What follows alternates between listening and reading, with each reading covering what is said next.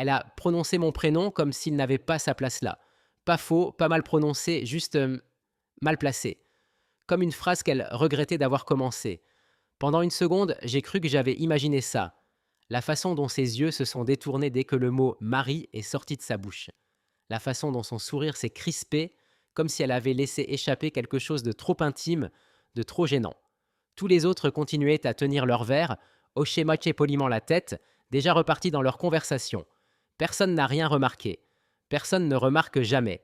Mais quand on a partagé une vie avec quelqu'un pendant 15 ans, on capte les plus infimes changements.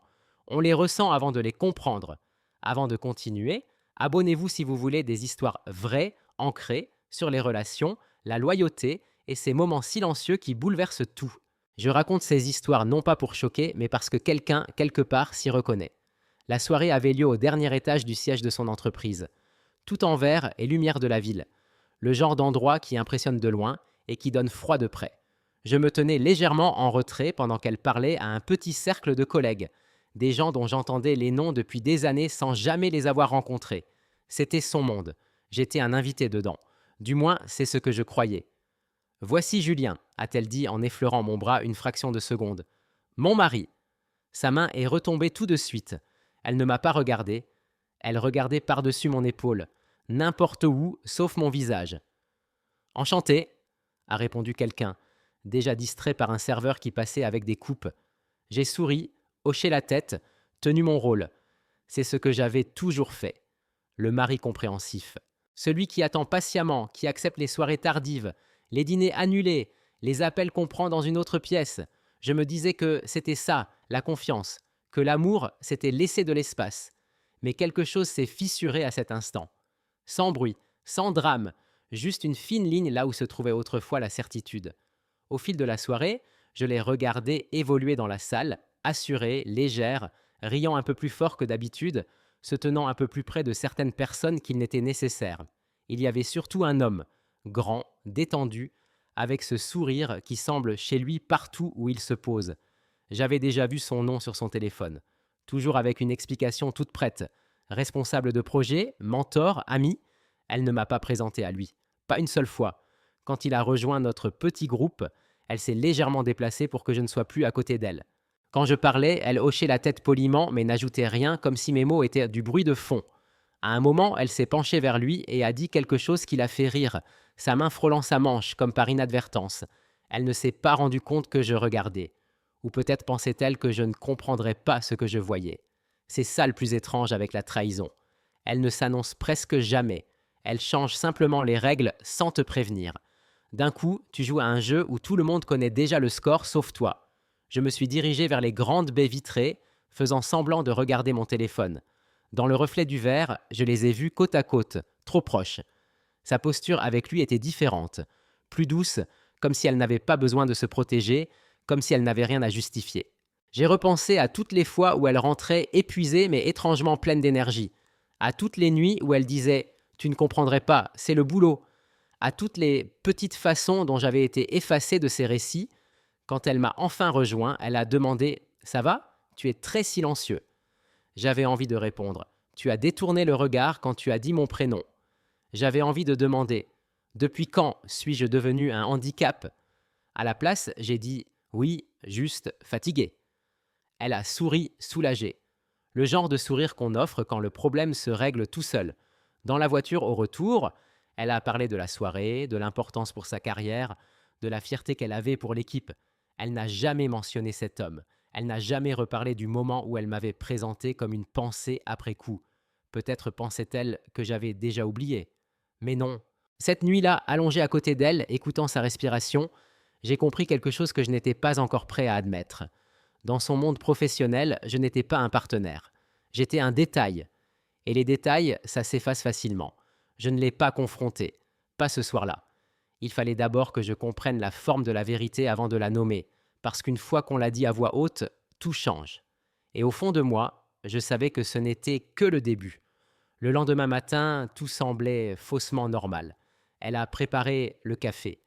J'ai grillé du pain, on a échangé les mêmes petites phrases qu'on maîtrisait depuis des années, celles qui remplissent le silence sans toucher à rien d'important. Si je n'avais pas passé la moitié de la nuit éveillé à repasser la soirée dans ma tête, j'aurais presque pu croire que rien n'avait changé. C'est ainsi de fragile la vérité, à une bonne représentation de distance d'être enterrée. Elle est partie tôt, plus élégante que d'habitude. Quand elle s'est penchée pour m'embrasser au revoir, c'était rapide, presque professionnel, comme deux collègues qui courent à des réunions différentes. La porte s'est refermée derrière elle, et l'appartement m'a paru plus grand, plus silencieux, vide d'une façon que je ne pouvais plus ignorer. Je ne suis pas allé travailler tout de suite. Je suis resté à la table de la cuisine, fixant mon téléphone, me répétant de ne pas faire ce que j'avais juré de ne jamais faire. La confiance avait toujours été ma limite. Une fois qu'on l'a franchie, on ne revient pas en arrière. Mais la confiance suppose aussi l'honnêteté. Et quelque chose dans la façon dont elle avait détourné le regard la veille m'indiquait que l'honnêteté avait déjà quitté la pièce. Je n'ai pas regardé ses messages. Pas encore. À la place, j'ai repensé à l'année écoulée, comme on examine un puzzle à l'envers. L'intérêt soudain pour de nouveaux vêtements. Les réunions tardives, qui tombaient systématiquement le vendredi, la façon dont elle avait commencé à verrouiller son téléphone, pas de manière théâtrale, juste assez subtilement pour que je le remarque et que je l'ignore. Je me disais qu'elle avait droit à son intimité, que l'amour n'était pas de la surveillance. Vers midi, je suis enfin sorti. Sans vraiment le vouloir, ou peut-être que si, mais je refusais de l'admettre, je suis passé devant son bureau. L'immeuble se dressait comme un monument à l'ambition, tout acier et vert. J'ai garé la voiture de l'autre côté de la rue et je suis resté là plus longtemps que je n'aurais dû, à regarder les gens entrer et sortir. Je me sentais ridicule, comme si j'espionnais une vie à laquelle j'appartenais, ou appartenais autrefois. Et puis je l'ai vu, lui, l'homme de la soirée. Même démarche assurée, même présence naturelle. Il est sorti du bâtiment, téléphone à l'oreille, souriant. Quelques secondes plus tard, elle est apparue à côté de lui. Ils ne se touchaient pas. C'est ce qui m'a frappé en premier. Pas de geste évident, juste une aisance entre eux qui n'avait pas besoin de preuves. Ils étaient proches, tête légèrement tournée l'un vers l'autre, partageant un moment qui n'incluait personne d'autre. Elle a ri, pas le rire poli qu'elle sert aux inconnus, le vrai, celui que je n'avais plus entendu depuis des mois. Ils ont marché ensemble le long de la rue. Je suis resté là, les mains crispées sur le volant, au point que mes doigts me faisaient mal. Je me suis dit qu'il pouvait y avoir une explication. Déjeuner professionnel, discussion avec un client, mais les explications n'effacent pas l'instinct. Et tous mes instincts hurlaient que j'étais en train de voir quelque chose que je n'étais pas censé voir. Ce soir-là, elle est rentrée plus tard que d'habitude.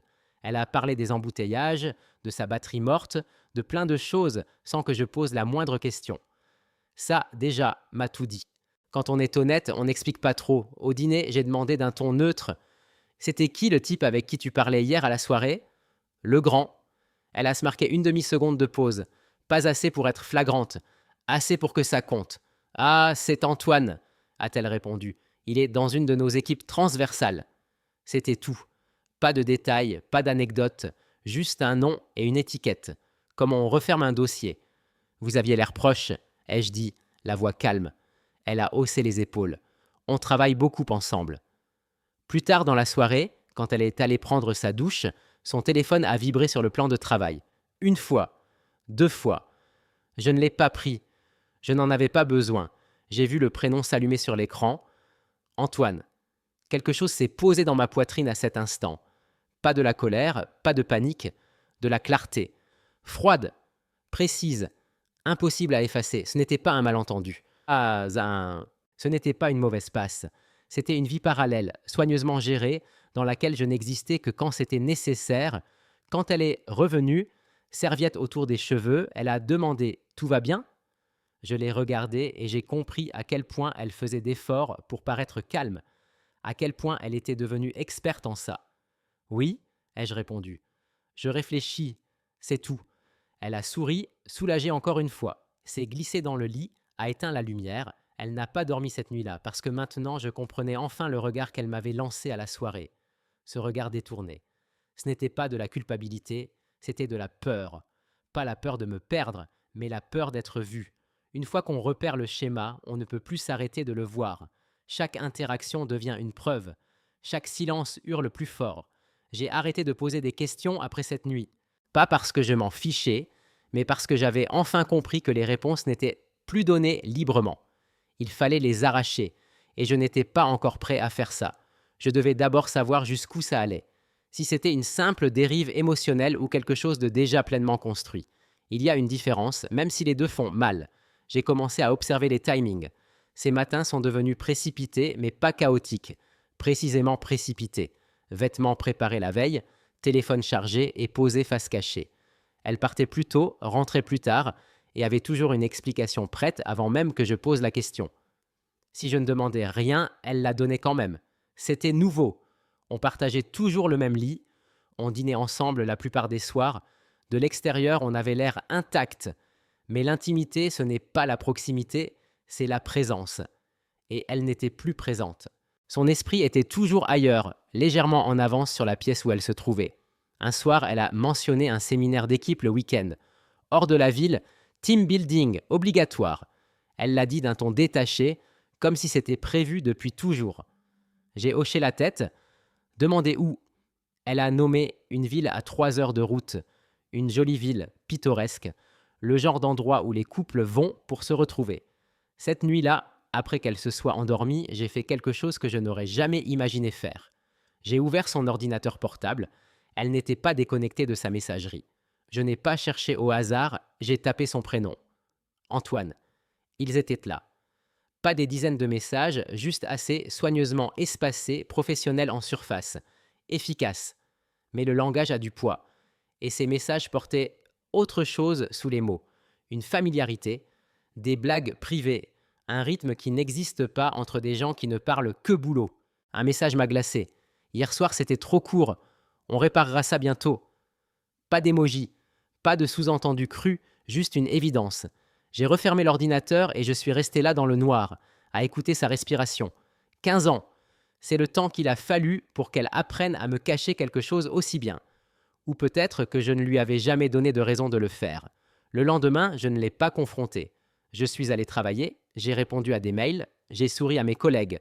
La vie a une façon étrange de continuer même quand quelque chose est cassé. À l'heure du déjeuner, je suis sorti et j'ai appelé un avocat.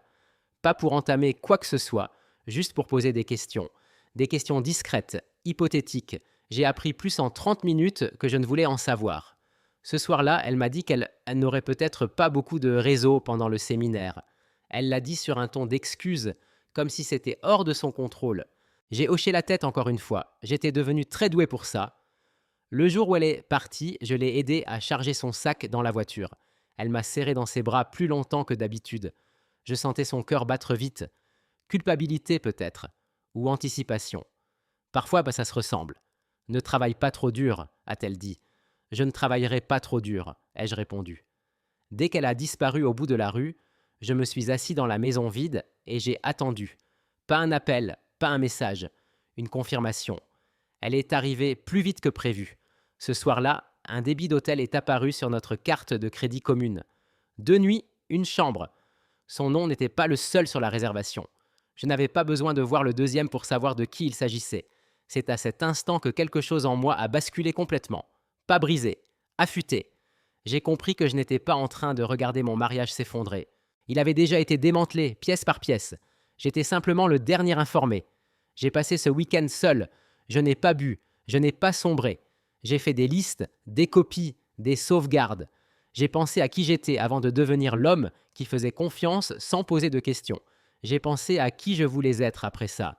Quand elle est rentrée, reposée et calme, elle m'a embrassé comme si de rien n'était. Et je l'ai laissé faire. Parce que parfois, la chose la plus dangereuse que tu puisses faire, c'est laisser l'autre personne croire qu'elle contrôle encore la situation. La confrontation n'a pas eu lieu comme dans les films. Pas de cris, pas de révélation théâtrale, pas de moment où elle s'effondre sous le poids de la vérité. Ça s'est passé un mardi soir tranquille, après le dîner, pendant que le lave-vaisselle ronronnait en fond comme toujours. Elle me racontait sa journée. Je ne me souviens plus des détails. Je me souviens de ses mains pendant qu'elle parlait, la façon dont elle gesticulait quand elle voulait être convaincante. Au milieu d'une phrase, j'ai prononcé son prénom. Pas fort, pas sec, juste assez pour l'arrêter. Elle a levé les yeux. Oui ? Je sais pour Antoine, ai-je dit. C'était tout. Son visage n'a pas blêmi. Ses yeux ne se sont pas écarquillés de choc. À la place, autre chose s'est produit. Ses épaules se sont légèrement affaissées, comme quelqu'un qui pose enfin un sac trop lourd. « Tu sais combien ?»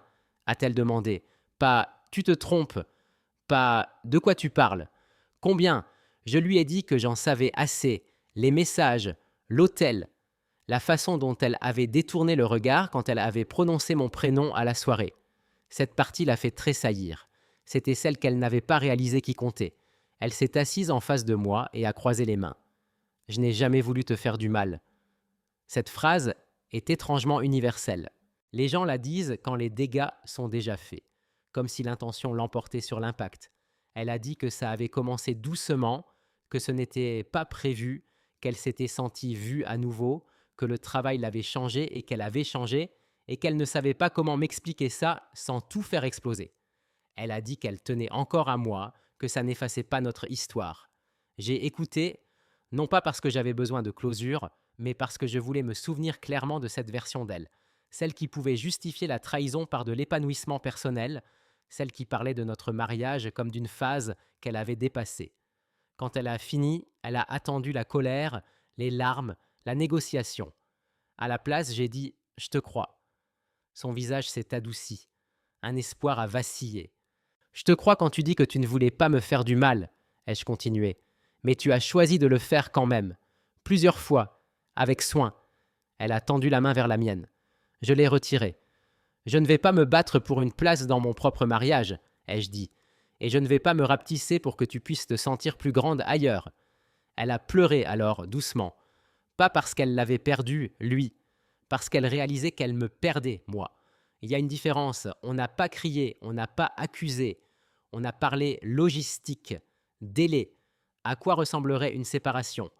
Les choses pratiques auxquelles personne ne pense, avant que l'amour se transforme en paperasse. Elle a demandé si on pouvait essayer une thérapie de couple. Je lui ai répondu que j'avais déjà fait ma part en restant loyal quand elle ne l'était pas. Les semaines suivantes ont été étranges et calmes, trop calmes. Elle a déménagé. Aux amis, on a raconté une version édulcorée de l'histoire. Je n'ai pas corrigé. Je n'avais pas besoin d'être le héros ou la victime. J'avais juste besoin d'être honnête avec moi-même. Le jour où les papiers de divorce ont été signés, je suis repassé devant l'immeuble de son entreprise. Cette fois, je n'ai pas ralenti. Je n'ai pas levé les yeux. Ce monde n'était plus le mien à décrypter. Ce que j'ai appris de tout ça est simple, mais pas facile. La trahison commence rarement par de la cruauté. Elle commence par l'omission, par le regard détourné, par le fait de traiter la personne qui t'aime comme un inconvénient plutôt qu'un partenaire. Et le moment où tu sens que tu n'as plus ta place dans la vie de quelqu'un, crois ce sentiment. C'est une information. Si cette histoire t'a touché, si tu as déjà eu l'impression d'être doucement effacé dans une relation, abonne-toi. Ces histoires ne parlent pas de vengeance ni de drame. Elles parlent de reconnaître ta valeur avant que quelqu'un d'autre ne la décide à ta place.